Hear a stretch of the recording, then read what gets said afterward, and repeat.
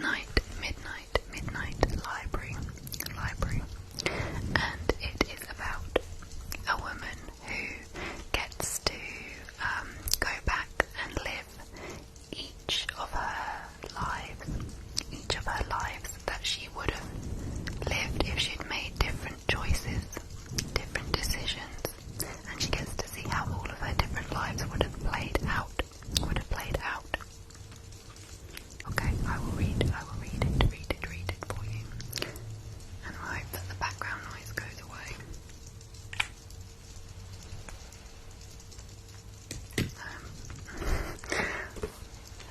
I am not that far in actually, because my friend gave it to me to read. I'm only on page 11. Wait. Page 10. Page 10. So, I mean, I could start from the beginning if you like, but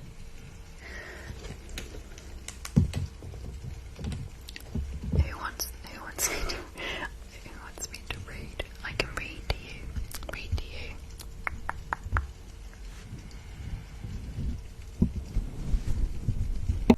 Okay, read, okay. Do you want me to start from the beginning or to start where I am? Because it's only 10 pages, I can read that quite quickly if I start from the beginning. But all you're missing really is that her cat died. So if you don't want to know about her dead cat, trigger warning, dead cat, then 10 page, okay. Page 10 is good, let's continue. Oh, hello everyone. Everyone's joining now. Okay. Wait, is that the beginning? Okay, let's start with page 4. Hello, welcome. Okay, I read like this. Let's read like this. String theory is the name of this chapter. When she was younger, her dad used to stand by. I'm going to be repeating words, okay? When she was younger, her dad used to stand by the side of the swimming pool, clenched-jawed, his eyes darting between a stopwatch and his daughter as she tried to beat her personal best. She thought of the long-gone look of judgment that often met her after a burst of effort, as she now arrived breathless and late for her afternoon shift at String Theory. Hello. I'm sorry, she told Neil, in the scruffy little windowless box of an office. My cat died last night, and I had to bury him. Someone helped me bury him, but then I was left alone in my flat and I couldn't sleep and forgot to set the alarm and didn't wake up until midday and then had to rush. This was all true, and she imagined her appearance, including makeup-free face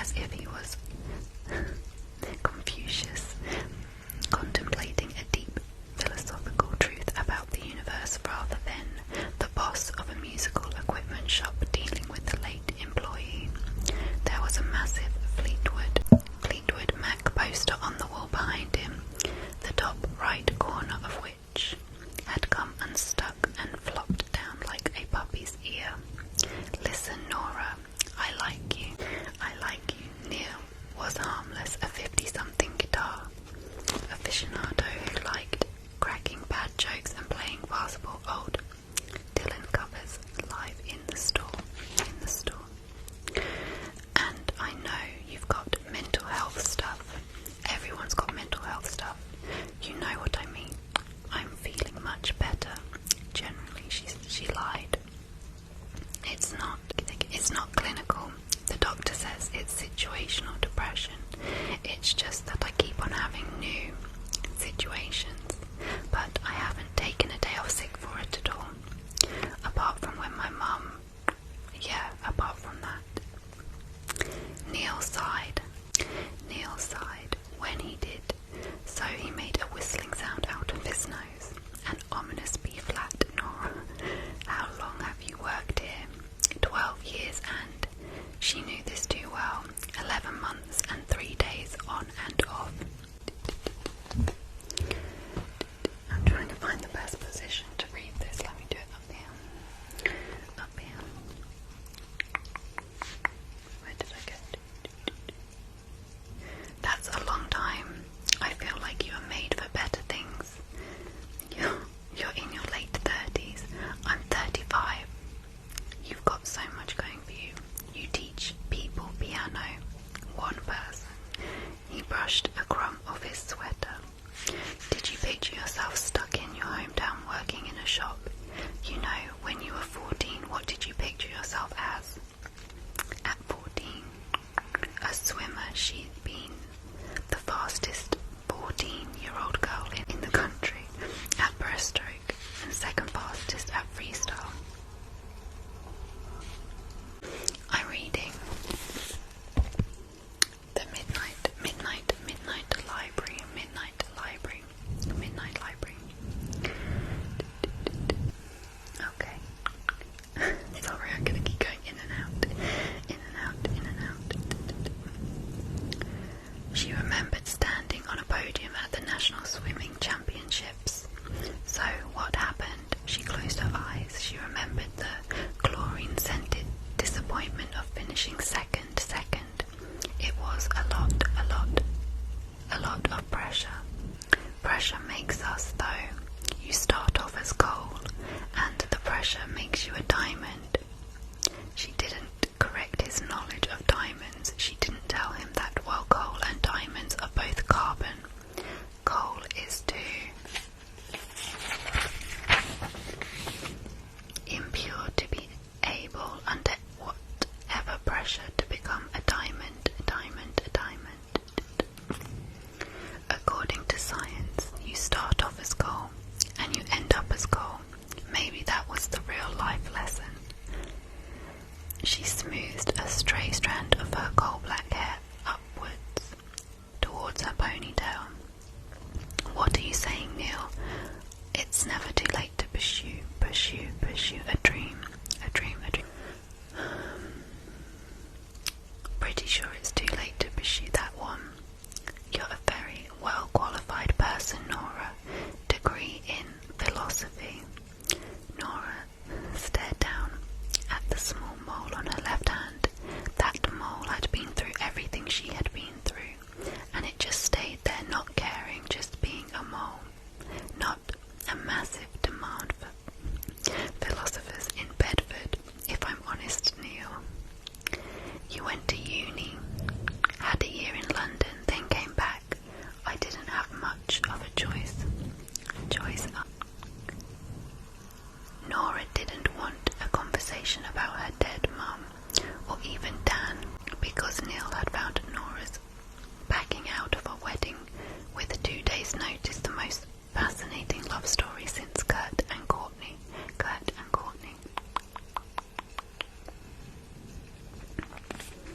We all have choices, Nora. There's such a thing as free will. Well, not if you subscribe to deterministic view of the universe. But why here? It was either here or Animal Rescue Centre. This paid better, plus you know music. You were in a band with your brother. I was. The labyrinths. We weren't really going anywhere.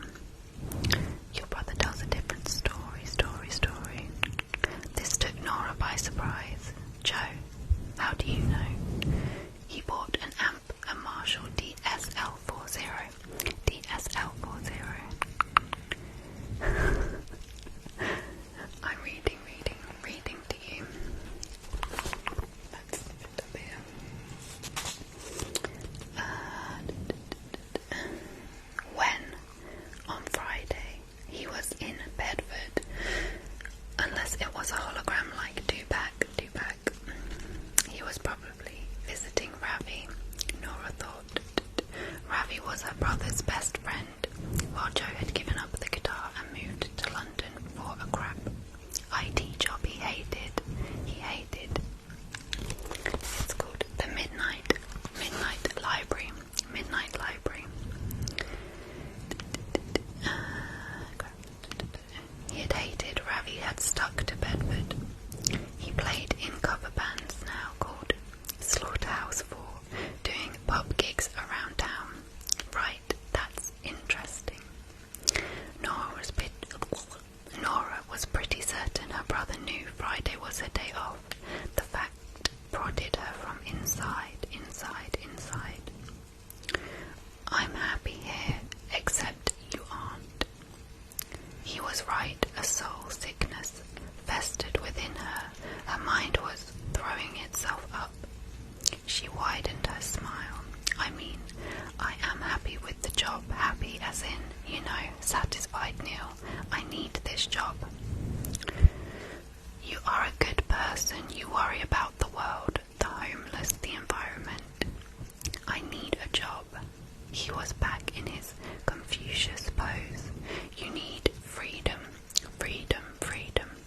I don't want freedom. This isn't a non-profit organisation, though I have to say it is rapidly becoming one. Look, Neil, is this about what I said the other week about you needing to modernise things? I've got some ideas of how to get younger people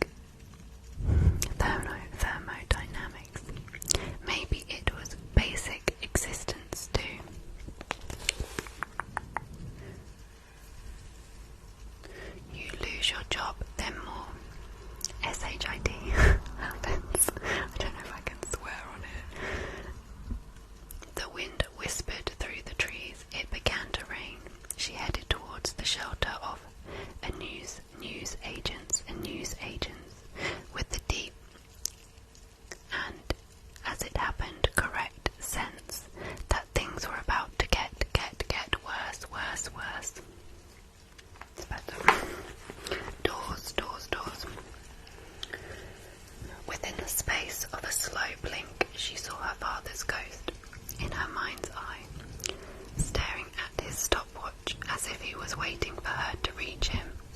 Her eyes opened, and she entered the newsagent's. Sheltering from the rain, the woman behind the counter asked. Yes. Yes, Nora kept her head down, her despair growing like a weight she couldn't carry.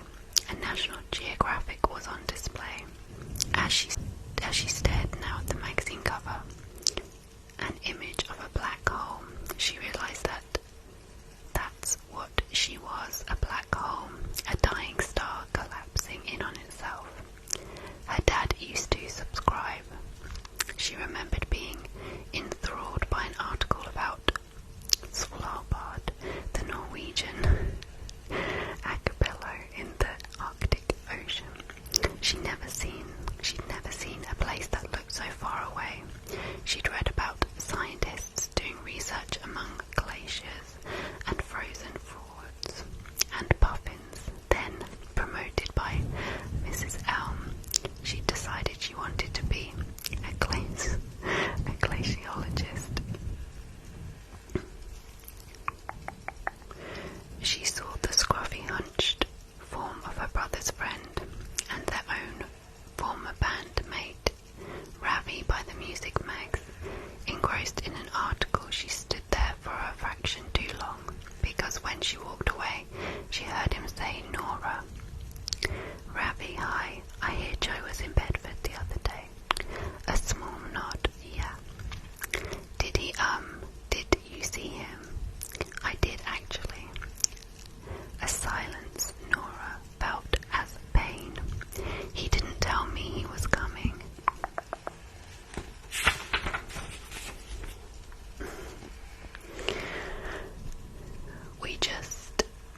Was just a flyby. Is he okay? Ravi paused. Nora had once liked him, and he'd been a loyal friend to her brother, but as with Joe, there was a barrier between them. They hadn't parted on the best of terms. He'd thrown his drumsticks on the floor of a rehearsal room and strolled out when Nora told him she was out of the band. I think he's depressed. Nora's mind grew heavier at the idea her brother might feel like she did. He's not himself. Ravi went on, anger in his voice.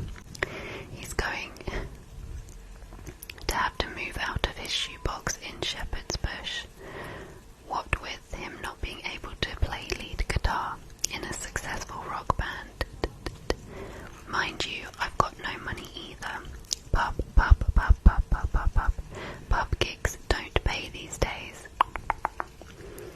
Even when you agree to clean the toilets. Ever cleaned pub toilets, Nora? I'm having a pretty SHIT time too. If we're doing the Misery Olympics.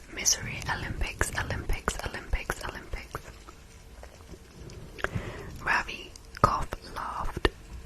A hardness momentarily shadowed his face.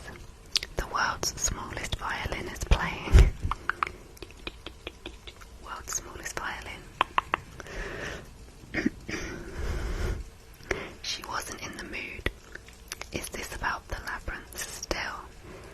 It meant a lot to me and to your brother, to all of us. We had a deal with the Universal, right? Their album, singles, tour, promo. We could be Coldplay now. You hate Coldplay. Not the point. We could be in Malibu instead, Bedford. And so no, your brother's not ready to see you. I was having panic attacks. I'd have let everyone down in the end. I told the label to take you on without me. I agreed to write the songs. It wasn't my fault I was engaged. I was with Dan. It was kind of a big deal breaker.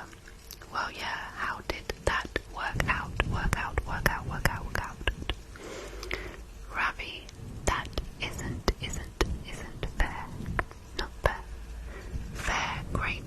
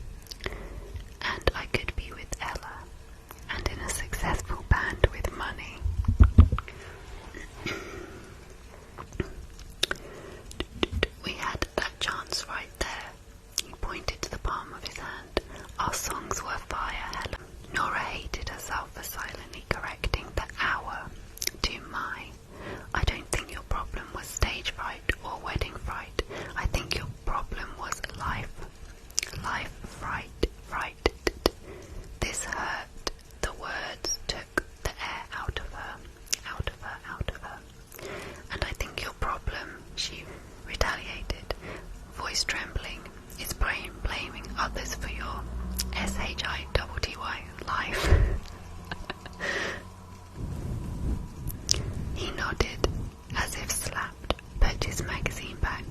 See you around, Nora. Tell Joe I said hi, she said, as he walked out of the shop and into the rain. Please, please, please.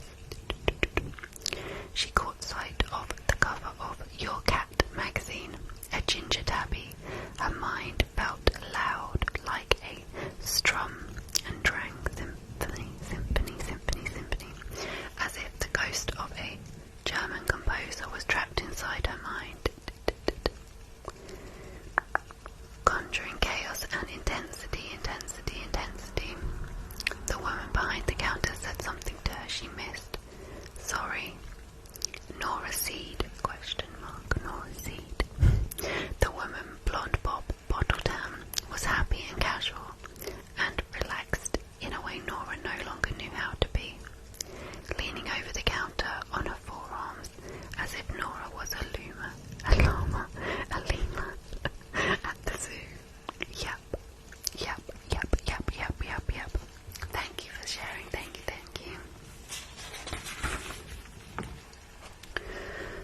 I'm Carrie Ann. Remember you from school. The swimmer.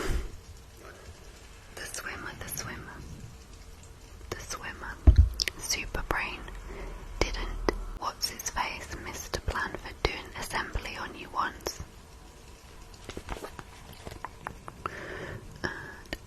Said you were going to end up at the Olympics. Nora nodded. So did you? I gave it up. Was more into music at the time. Then life happened. So what do you do now? I'm between things. Got anyone then? Bloke, kids? Nora shook her head, wishing it would fall off her own head onto the floor. So she never had to have a conversation with a stranger ever again. Well, don't hang about. Tick-tock. I'm 35.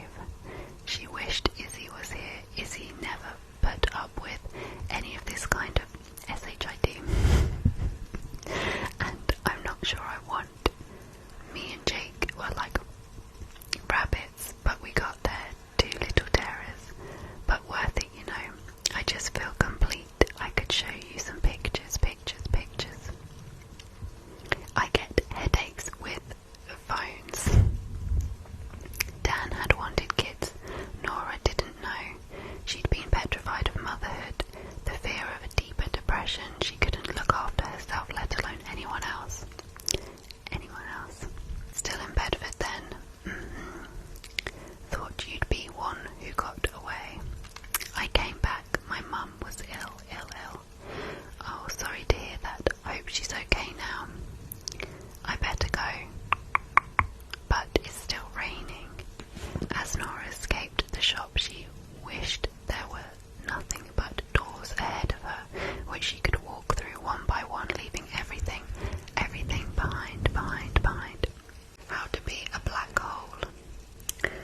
Nora was in free fall, and she had no one to talk to. Her last hope was her former best friend, Izzy, who was over 10,000 miles away in Australia. And things had dried up between them too. She took out her phone and sent Izzy a message. Hi Izzy, long time no chat, miss you friend, would be wondrous to catch up. She added, read Harry Potter instead. No. I'm reading this because it's very depressing so far, but it's meant to be a really good book, really good book. I'm going to read this last page and then I'll stop, okay?